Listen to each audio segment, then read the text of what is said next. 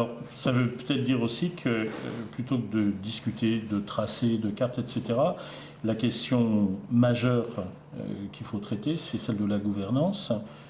Peut-être que le STIF, n'est pas la meilleure façon d'aborder les transports. Est-ce que la région est à la hauteur sur le dossier des transports? Comment on peut revoir tout ça? Et peut-être plus globalement encore, la gouvernance du Grand Paris, qui est carrément absente dans le débat sur les transports de la métropole.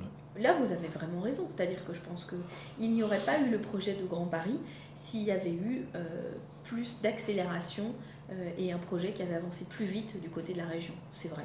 Hein, je vais dire les choses avec simplicité. Je pense que c'est vrai. Et je pense qu'on est nombreux à le regretter. Ça, c'est un premier point. Le deuxième point, c'est que je pense qu'il faut une vision pour ce territoire. Et je ne partage pas la vision sarkozyste Pécresse qui consiste à dire on va faire des pôles d'ultra-développement, c'est-à-dire qu'on va refaire de la spéculation immobilière autour des nouvelles gares. Ça, c'est pour moi pas admissible. Ce qu'il faut, c'est réparer la situation actuelle. Ça semble moins glamour pour des dirigeants politiques, mais c'est ça qui est important. Et c'est vrai que là-dessus, il faudrait à la fois mettre le paquet, mais aussi être capable d'avoir un objectif clair. Quand on voit un tramway qui est bloqué depuis des années pour desservir Clichy, par des élus qui, pour certains d'entre eux, sont des élus socialistes, c'est inacceptable. C'est inacceptable, je ne peux pas dire les choses autrement.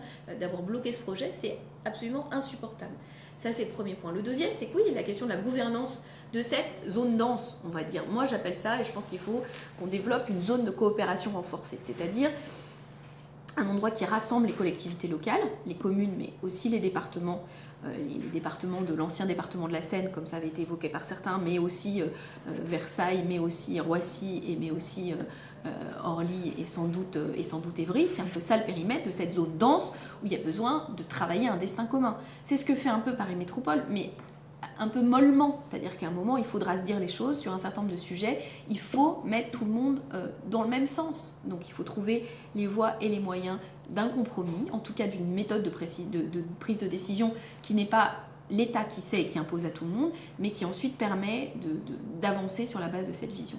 Et pour moi, aujourd'hui, ce qui est essentiel, c'est remettre de la proximité, remettre de la qualité dans les espaces publics, c'est aussi faire des économies dans les services publics en mutualisant un certain nombre de moyens. Il y a de vraies choses à faire très rapidement.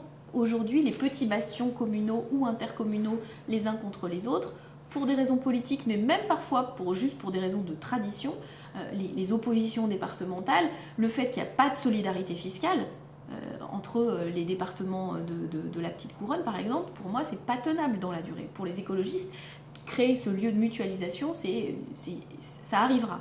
Et je peux vous dire que je pense que les prochaines échéances municipales, elles poseront la question du lien entre Paris et la banlieue. Il n'y a pas à réfléchir sur Paris 7 ans où les banlieues résistent contre Paris. Il faut être dans une logique de coopération parce que la vie est partagée et parce que tant qu'on crée des territoires aujourd'hui qui sont des territoires de relégation, d'opposition, eh ben on se trompe. C'est aussi pour ça qu'on défend la zone unique. Quand on défend